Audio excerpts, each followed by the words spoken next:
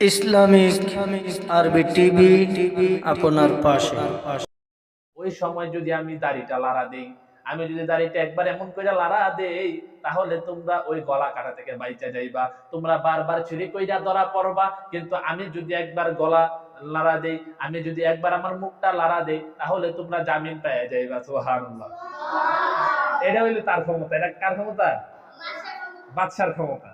তো এখন ওনার তো খুশি, আই খাইবি কইলোটা কি। এখন আমরা যদি ওপেনলি চুরি করি, খোলাখুলি সরাসরি যদি চুরি করি, যদি আমাদেরকে ধৈর্যও নেওয়া যায়, তাহলে ওই যে আছে আমাদের আমাদের বাঁচাইবো। হ্যাঁ, একবার মাথাটা একবার লড়াইলেই আমরা উদ্ধার। লড়াইলেই কি উদ্ধার।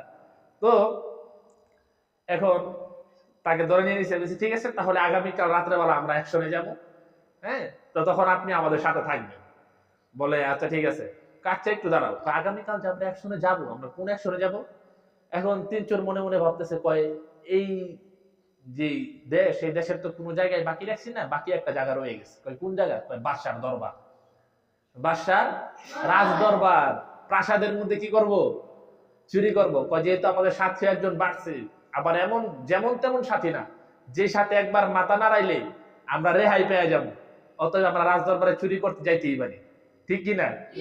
তো এই তিন চোরে সিদ্ধান্ত করলো এবং ওই বাদশাকেও জানায় দেওয়া হলো যে তারা কালকে আগামীকাল রাজ দরবারে কি করতে যাবে? চুরি করতে যাবে। রাত গভীর হয়ে গেল। গড়ির মধ্যে নিবু নিবু করে একটা থেকে পৌনে দেড়টা বাজে যাচ্ছে। একটা দেড়টা সময় হয়ে গেল। ওই বাদশা ওই চোরদের সাথে মিলিত হয়ে গেল। হয়ে যাওয়ার পরে তারা তিন চোর যখন ওই বাদশার রাজ দরবারের মধ্যে প্রবেশ করতে শুরু করলো, এমত অবস্থায় এমত অবস্থায় হঠাৎ করে একটি কুকুর কুকুর ঘেউ ঘেউ করে বলতেছে, খবরদার, সাবধান হয়ে যাও, বাদশাহ এখন তোমাদের মধ্যে তাশরিফ আনতেছে। বাদশাহ কি আনতেছেন? তাশরিফ। এখন যে ওই কুকুরের ঘেউ ঘেউ বাসা বোঝে, এখন সে কয় একটু থামো, একটু দাঁড়াও, আমি এমন একটা কথা শুনতে পেয়েছি যে কথাটা শুনে আমি অবাক হয়ে গেলাম। তখন বাকি সাথীরা বলে, কি কথা শুনতে পেয়েছো? বলে ওই কুকুর ঘেউ ঘেউ করে বলতেছে যে বাদশাহ আমাদের মধ্যে তাশরিফ আনতেছেন। এখন আমরা তো চারজনই চোর, তাহলে বাদশাহটা কেডা? এখন বাকি দুইজন বলতেছে যে তুই চুপ থাক, মনে হয় আজকে তোর শুনতে ভুল হয়েছে। কি হয়েছে? ভুল হয়েছে। যেহেতু আমরা চারজনই চোর, আমাদের চারজনের মধ্যে কোনো বাদশাহ নাই, তাহলে তোমার কি হয়েছে? শুনতে ভুল হয়েছে।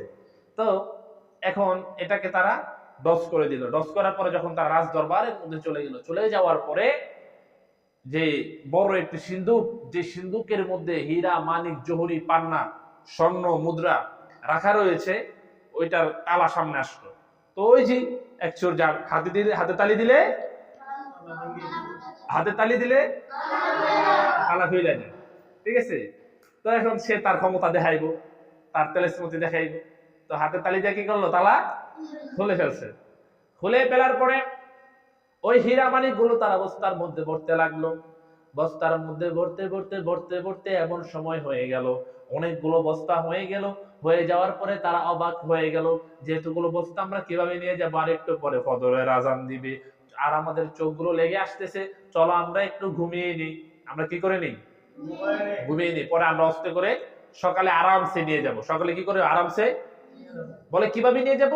বলে ওই যে আমাদের সাথে একজন আছে, যদি আমরা ধরাও পড়ে যাই, কোনো চিন্তা নাই, লা তাহজান, ডোন্ট বি স্যাড, কোনো চিন্তা নাই। এখন বলতেছে ঠিক আছে, তাহলে সকালবেলায় নিয়ে যাওয়া হবে, যেহেতু আমাদের সাথে ক্ষমতা সম্পন্ন একজন লোক আছে, আমরা কষ্ট করবো কেন? কষ্ট করার কোনো কারণ নেই। তো তারা শুয়ে গেল।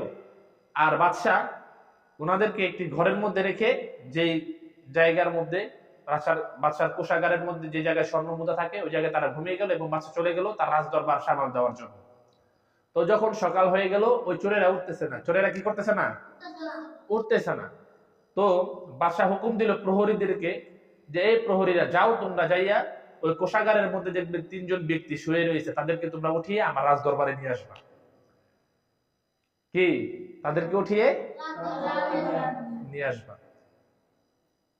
তাদেরকে যথাকথা মতন রাজদরবারের মধ্যে হাজির করা হলো। এখন ওই যে ব্যক্তি, রাতে একবার কোনো ব্যক্তিকে দেখলে সকালে দেখে চিনতে পারে যে এটাই সেই ব্যক্তি। এটাই কি? সেই ব্যক্তি। তো তুমি তোমার চেহারা যদি বদলেও ফেলো, তোমার চেহারার মধ্যে যদি তুমি অন্যরকম কিছু পরেও নাও, তারপর ওই লোক তোমাকে দেখে চিনে ফেলবে, ওই লোক তোমাকে দেখে। এখন বলতেছে যে এই লোকটাকে তো আমার চিনা চিনা লাগতেছে, এই লোকটাকে আমার চিনা চিনা লাগতেছে। এখন চোরেরা তো অনেক সময় চেহারার মধ্যে কালি মাখে যাতে তাদেরকে সকালবেলা দেখলে চিনা না যায়, চিনা না যায়। তো এখন ওই লোকটা এটা দেখার পর, ওই চোরটা দেখার পর উনি ওনাদের কিছু বলতেছেন না, বাকি যে দুইজন চোর ওনাদেরকে কিছু বলতেছে না।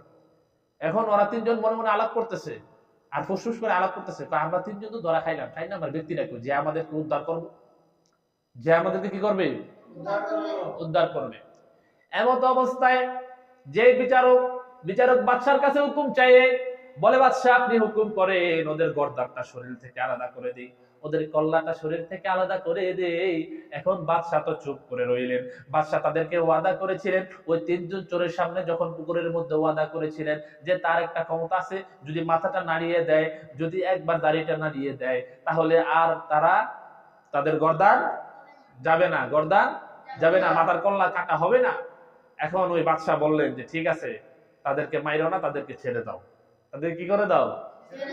যখন বললো যে তাদেরকে মেরে ফেলি, তখন বাদশাহ বললো না না, এই যে মাথা নাড়িয়েছে, মাথা নাড়িয়েছে, এটাই কি বাদশার ক্ষমতা? এটাই কি বাদশার ক্ষমতা? যে ওই বলছিল আমি যদি একবার মাথা নাড়িয়ে দিই, দাঁড়িয়ে নাড়িয়ে দিই, তাহলে তোমরা কি পাবে? উদ্ধার পেয়ে যাবে।